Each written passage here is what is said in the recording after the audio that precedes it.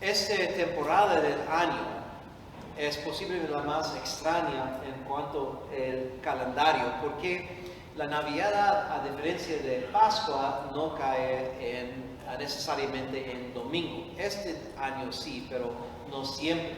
Y algunas de las otras fiestas relacionadas con Navidad, algunos caen en domingo y otros no. Y es muy difícil seguir el calendario a veces. Y si a esto añadimos que la misa moderna da la opción de celebrar la Epifanía en el 6 de enero o en el siguiente domingo en distintas regiones, la confusión es comprensible.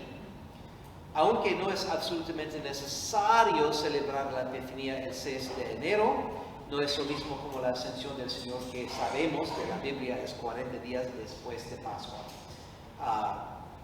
En realidad demuestra una serie de cuestiones diferentes con la iglesia moderna, incluyendo la arrogancia de ignorar el 6 de enero como la fiesta más antigua, una fiesta más antigua de la iglesia, así como otras cosas. Gracias a Dios no es mi responsabilidad arreglar todo esto, solamente debo seguir, pero es un poco difícil, especialmente cuando cambia siempre.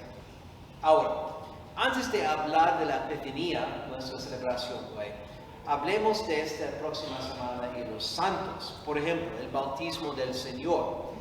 Tradicionalmente esta fiesta es el día octavo de la Epifanía, y a la luz que dijimos la semana pasada acerca de que las octavas son la celebración, una extensión de la fiesta por 8 días. Esto tiene mucho sentido que celebramos la segunda manifestación en el bautismo 8 días después de la primera en la Epifanía. Y tradicionalmente el evangelio para el primer domingo después de la Epifanía es las bodas de Caná, que es la tercera manifestación que celebramos hoy, estos 3 en un día. El 13 de enero es la fiesta de San Hilario de Poitiers, que fue criado como pagano en Francia, pero a través de su estudio llegó a aceptar las verdades de la religión y la fe verdadera en Cristo. Fue bautizado y elegido obispo de Poitiers. De su vida destacan 2 puntos en particular que quiero compartir. La primera es que ya estaba casado y tenía una hija cuando fue elegido obispo, pero él y su esposa vivieron en perfecta continencia, es decir, sin relaciones físicas, durante el resto de sus vidas, como era el costumbre, y ojalá es el costumbre de los clérigos. Cuando su hija se pensaba en matrimonio, San Hilario le escribió una sentida súplica para que consagrara su virginidad a Cristo, lo que ella hizo. Y el número 2 es, vivió en una época en que la controversia ariana envolvía a la iglesia. En esta herejía era que niega a la divinidad de Cristo, pues no es cristiano, porque si Él no es Dios, no debemos seguir a Él, no es una religión porque Él no es Dios. Y muchos de los fieles fueron horriblemente perseguidos por su seguimiento de Cristo y la fe verdadera, creyendo en la divinidad de Cristo, porque muchos obispos, sacerdotes y laicos no creyeron en la divinidad de Cristo. San Hilario solo fue exiliado como castigo, y él dedicó la mayor parte de su herejía a refutar esta perniciosa herejía. El 14 se conmemora San Malaquías, el profeta, y San Elred de Revaux, santo monje cisterciense, conocido sobre todo por su obra sobre la amistad espiritual.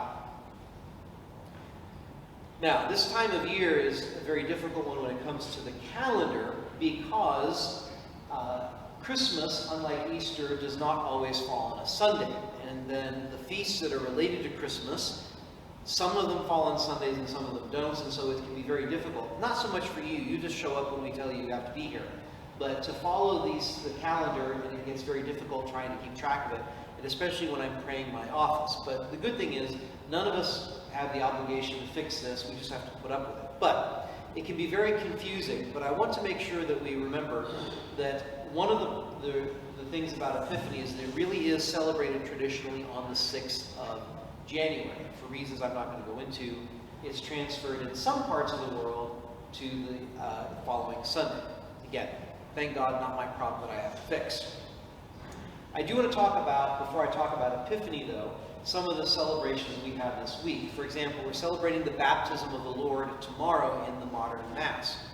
Now, this traditionally was celebrated on the octave day of the Epiphany, which, if you remember what I said last week about what an octave is, it's a celebration of a feast for 8 days. It makes sense because we're not just celebrating the visit of the Magi to the child Jesus, we're also celebrating at the same time the baptism and the wedding at Cana, the miracle and manifestation of the wedding at Cana. So these are all celebrated together, and so it makes sense. In the modern calendar, the baptism of the Lord is either the Sunday after Epiphany or the day after, depending on, again, the days of the week where they fall. So again, a little bit confusing. But we have the baptism of the Lord this week. We also celebrate St. Hilary of Poitiers.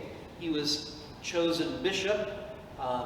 And there are 2 points that I just want to share with you about his life. I'll talk about them maybe more during the week at Mass. But one is that he was married before he became bishop.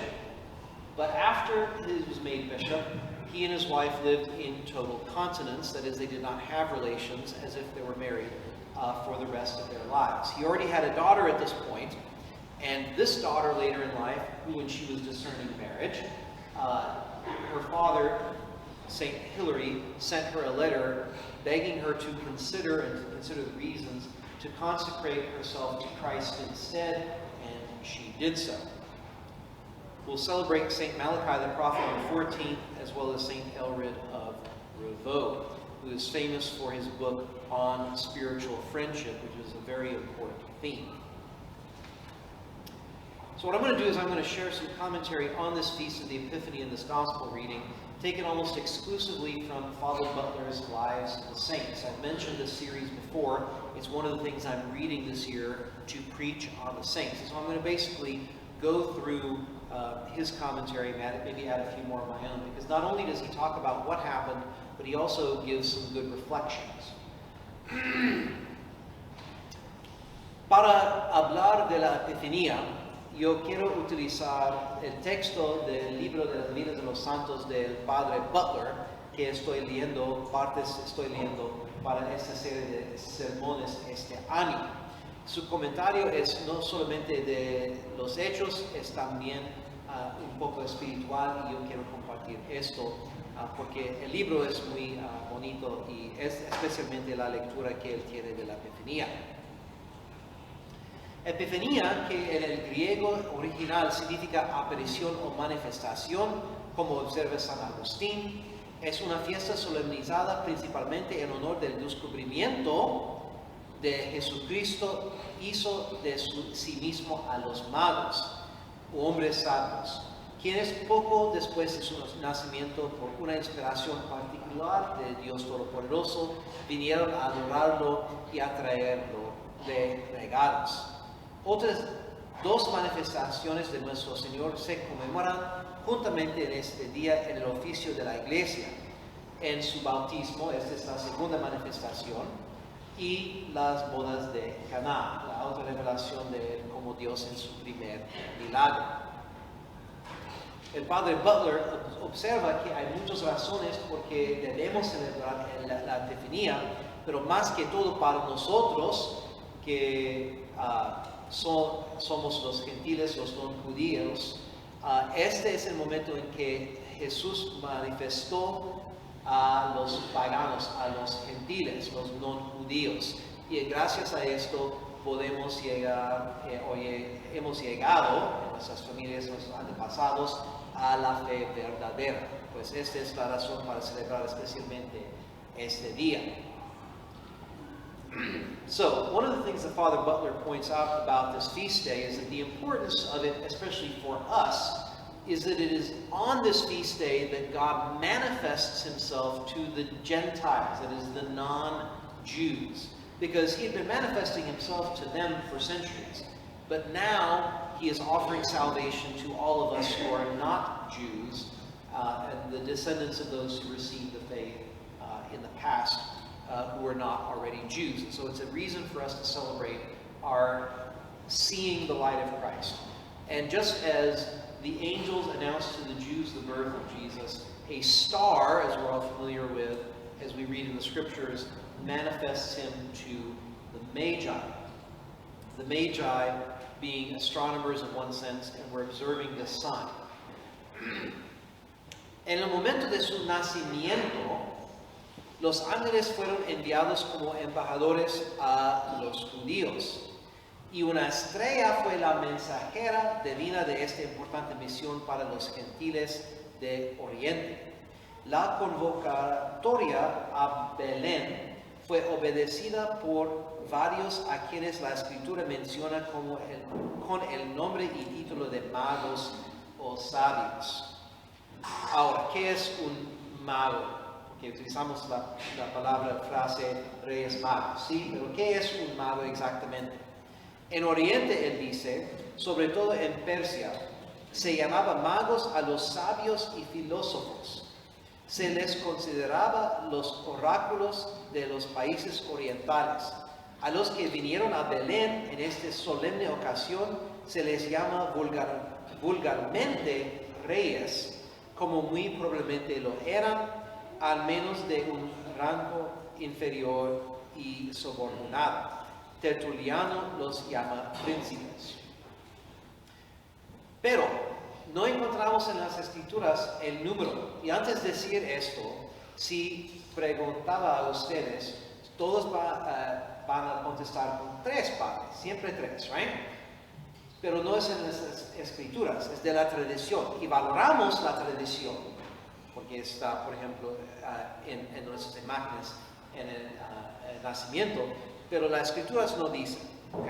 Pero sabemos que de la tradición eran 3 y se llaman Gaspar, Melchor y Baltasar, y su fiesta histórica es el 6 de enero, la fecha de la Epifanía.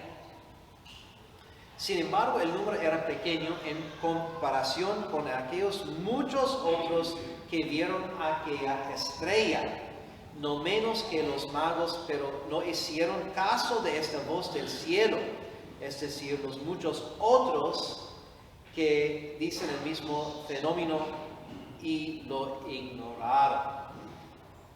Y este es donde él comenta: de la misma manera los cristianos, por las mismas causas, hacen oídos sordos a la voz de la gracia divina en sus almas, que aún entre ellos muchos son los llamados, pero pocos los escogidos. Así sucedía con los judíos, de la mayoría de los cuales, dice San Pablo, Dios no se complacía. So one of the points that Father Butler makes that I wanted to share with you is the fact that these 3 magi, Caspar, Melchior, and Balthazar, were probably not the only 3 that saw this sign. But it was ignored by many others. And he comments on the fact that Christians very much do the same thing. That they ignore the inner movements of grace when God is trying to bring them along, to have to lead them, and they do not listen. When I say they, I mean us. How many times do you get that inspiration to do something you know you should be doing, whether it's prayers or your daily duties? How many times do you get an inspiration to not do something that you know you're not supposed to do, and then you ignore it? It's the same thing. We have to follow the star, so to speak, if we are going to arrive at Christ. convencidos de que tenían una llamada del cielo por la estrella que hablaba a sus ojos y por una gracia interior que hablaba a sus corazones, cortaron todas las consultas mundanas, razonamientos humanos y delegaciones, y propusieron todo lo que este género a la voluntad de Dios. Otro ejemplo bueno que podemos seguir. Llegan a Jerusalén esperando una gran fiesta por el nacimiento de un rey, pero para su gran sorpresa no aparece la menor señal de tal solemnidad. Pues, sin más signos, buscan a Herodes, que comenta el padre Butler, el más celoso de los tiranos, ya infame de sangre. Herodes ya tenía fama de matar a cualquiera por quien se sintiera amenazado, incluido su propio hijo. Y es porque la muerte de los santos inocentes que celebramos en la tarde de Navidad no es una sorpresa con un hombre tan malo. Como la estrella desaparece, recurren a los medios ordinarios de información y no nos enseña su conducta bajo todas las dificultades de tipo espiritual a recurrir a aquellos que Dios ha designado para ser nuestros guías espirituales, para que nos aconsejan y nos dirijan. Y Él está hablando aquí de nuestros padres, bien formados, ojalá, nuestros padrinos, también bien formados, ojalá, y no solamente familiares que queremos dar honor, a quien queremos dar un honor. Nuestros maestros, catequistas y pastores de almas, ojalá. Se encuentran con indicaciones de los sacerdotes de la iglesia judía que recurren a las profecías de Jacob, Daniel y Miquías que hemos escuchado en el Evangelio. Pero Herodes había reinado más de 30 años, un monstruoso de crueldad, ambición, astucia y disimulo. La vejez y la enfermedad habían exasperado de aquel tiempo de su mente celosa de una manera inusual. No temía nada tanto como la aparición del Mesías, a quien la generalidad, es decir, la generalidad de la gente, esperaba entonces bajo la noción de un príncipe temporal, es decir, del mundo, y a quien no podía considerar bajo otra luz que la de un rival y pretendiente a su corona. En Herodes vemos cuán extravagante, ciega y necia es la ambición, en qué insensato y extravagante desatino consistieron los designios contra los del mismo Dios, que confunde la sabiduría del mundo, desbarata los vanos proyectos de los hombres y se ríe en su política. Herod, as we know again in the story, is jealous and does not want anyone to take his throne, his crown, although he doesn't realize his life is very short. He's not going to live much longer than this. And so we see an example of him, of how ridiculous our ambition can be, that when we are so ambitious to get ahead in this world, if it is contrary to God's plan, it's not going to work because it's not part of his plan. And our getting ahead is not always what's best for us anyway. And it leads us to sin, and especially the worse we are like Herod, the more grave that sin is. El tirano, para protegerse del golpe de parecía amenazarle, recurre a sus artes habituales de astucia y disimulo. Miente a los magos para poner en marcha su malvado plan. Ahora, el cumplimiento exacto y presto de la voluntad conocida de Dios será entonces una mejor prueba de nuestra fe y confianza en Dios, y tanto más nos recomendará a su especial conducta y protección como lo hizo con los sabios.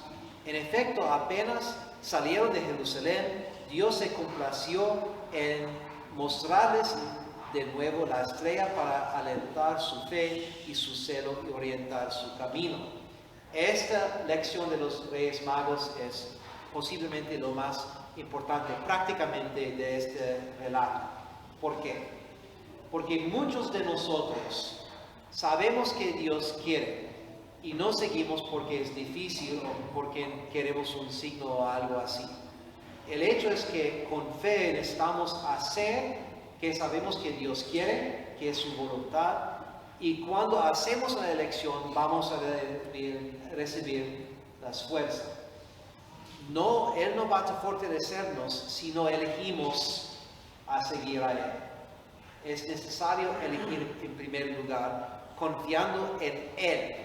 Y si confiamos en Él, Él va a proveer que necesitamos. So, another important lesson that Father Butler points out about this story is the fact that you notice that the star is disappeared and they come to Jerusalem and they ask for directions. And they find directions in the preceding scriptures. And then, after having found what they needed to do, they decided to do it and they head to Bethlehem. Now, that's when the star reappears because God is giving them the grace they need in order to fulfill what they needed to do, but only after they had made the decision. And it's a very important lesson for us. We like to have everything laid out and clear and easy, and if it's not, if following God's will is difficult or whatever, or if there's obstacles in the way, we give up. But God doesn't give us what we need until after we trust in Him. Because the less we trust in Him, the less we can receive from Him anyway. And so we have to trust first. We have to decide first. We have to begin and act first. And then He will do what He needs to do. Not always in the way that we want, not always as soon as we want, especially if you're impatient like me, but He does provide. Ellos son conducidos a una pobre cabaña, lejos de escandalizarse por la pobreza del lugar y su aspecto poco real. Su fe se eleva y cobra fuerza a la vista de obstáculos que, humanamente hablando, deberían extinguirlo. ¿Dónde encontraremos una fe semejante en Israel? Me refiero a los cristianos de nuestros días. Los sabios habían aprendido ya las máximas de Cristo y se habían imbuido de su espíritu, mientras que los cristianos son en su mayor parte tan extraños a Él y tan devotos del mundo y de sus máximas corruptas que se ruborizan ante la pobreza y la humillación y no admiten en sus corazones la humildad y la cruz de Jesucristo. Los magos, de acuerdo con la costumbre de las naciones orientales, donde las personas de los grandes príncipes no se acercan sin regalos, presentan a Jesús como muestra de homenaje los productos más ricos de sus países ofrecían. Y otra vez, nosotros sabemos bien, es oro, incienso y mirra. El oro como reconocimiento de su poder real, el incienso como confesión de su divinidad y la mirra como testimonio de que se hizo hombre para la redención del mundo. La mirra se utilizaba antiguamente para embalsamar los cadáveres, pues es a través de su muerte que Él nos salvó. Y este es un signo que va a pasar con este bebé en el pesebre. And finally, they present their gifts of gold, frankincense, and myrrh. Gold symbolizing referring to his royalty, the fact that he's king. The incense referring to his divinity because he is God. And the myrrh, which would have been used for the preparation of bodies after death, is to symbolize what he is going to undergo for our salvation. By the way, these three gifts come in very handy because they suddenly had to pick up in the middle of the night and fly to Egypt because Herod, once he found out what happened, decided to kill all the babies in Bethlehem and the surrounding area. So they were able to pick up and go, and they used these gifts probably to pay for their trip and establish themselves in Egypt when they got there. Let us learn from them to give our appropriate gifts to the King. I know many of you are very much focused, and it's understandable in one degree, on what you're going to get for Christmas or what the three kings are going to leave you on the Feast of the Epiphany. And while I hope they were generous to you and you didn't get spoiled by it, we always want to remember that what matters most is what we give him, because it's his birthday, not ours. And so we want to make sure that we give him the best. You may not have gold, frankincense, and myrrh, but you give him the best you can. You give him the best in liturgy. You give him the best you can in your home. You give him your heart and your mind and everything about you, and that is our gift to him. El rey divino, sin duda, recompensó ricamente su generosidad con favores de una excelencia mucho mayor, los dones espirituales de su gracia. Hemos escuchado en el Evangelio que pasó después de su visita al niño Jesús, y ellos regresaron a sus países. Los magos fueron después bautizados en Persia por el apóstol Santo Tomás, y se convirtieron ellos mismos en predicadores del Evangelio. Y después de su muerte, eventualmente sus reliquias fueron trasladados a Colonia, en Alemania, en el siglo XII. Vengamos como los magos cargados de regalos para el Rey del Universo. Ofrezcamos lo mejor de nosotros en la Sagrada Liturgia, los ornamentos, los vasos, la iglesia, la música, la forma de vestir y de participar en la Sagrada Liturgia. Ofrezcámosle lo mejor de nosotros en nuestros matrimonios y de la educación de nuestros hijos. Ofrezcámosle lo mejor que podemos en nuestras mentes y corazones, con cada momento de nuestro tiempo, con cada capacidad de nuestros talentos y con cada céntimo de nuestro tesoro. En resumen, ofrezcámonos a nosotros mismos y hagámoslo de la manera de